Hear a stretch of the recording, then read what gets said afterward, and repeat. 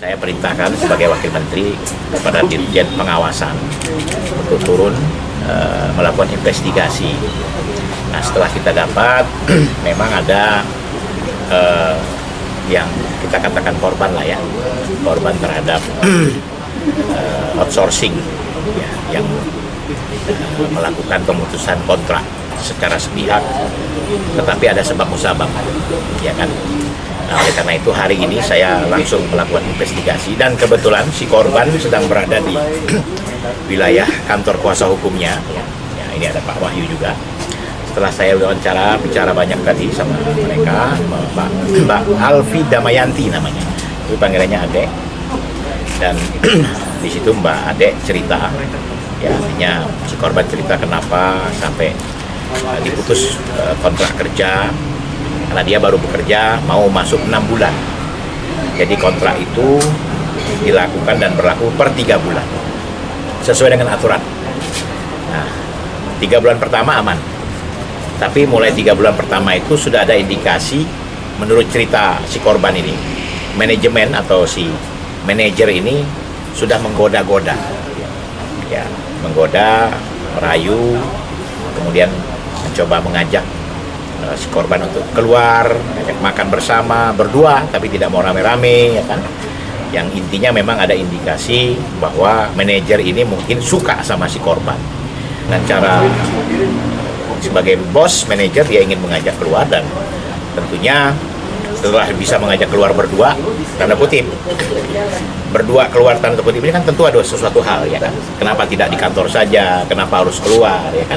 Ini tanda kutip. Nah, kami dari pihak kementerian juga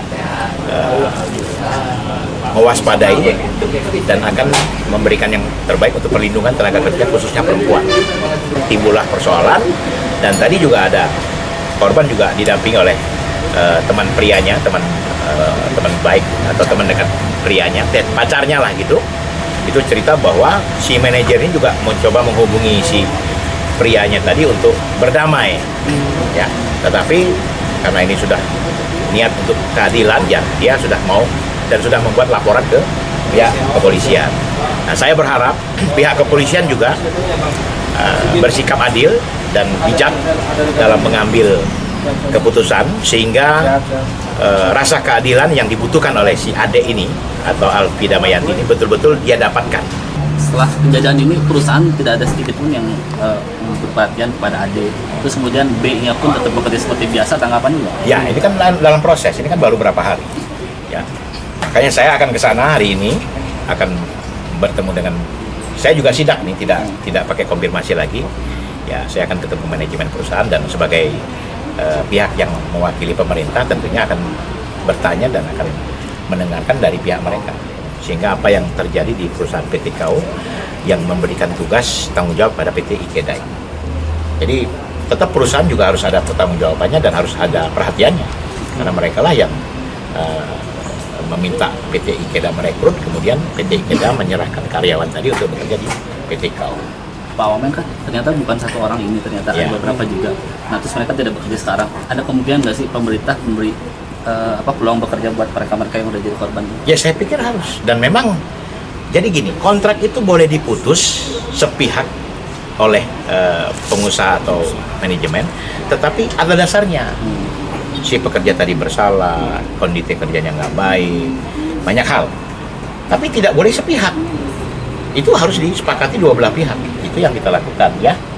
Nah, jadi sekarang ini ya kita meminta kepada PT KAU atau dimanapun perusahaannya yang tadinya memberhentikan orang-orang yang sebenarnya bagus, baik, ya dipekerjakan kembali.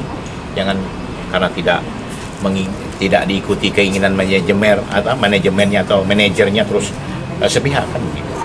Nah, jadi ya terus terang saja kita prihatin dan ke depan ya kita juga harus lebih sama-sama menjaga ini dan sama-sama juga kita membangun komunikasi sehingga komunikasi ini bisa berjalan dengan baik. Itu maksud saya. Pak, fenomena ini kan bisa jauh itu yang dikhawatirkan. Ya, ini kan kita melakukan tindakan ini kan kepada mereka yang terlibat masalah. Kalau yang tidak terlibat tidak ada masalah. Perusahaan ya jalan, tapi orang oknum-oknum yang salah ya kita tindak. Bukan berarti perusahaannya kita hancurkan, nggak bisa. Masyarakat juga harus tenang, makanya kita turun ke lapangan untuk menyelesaikan ini.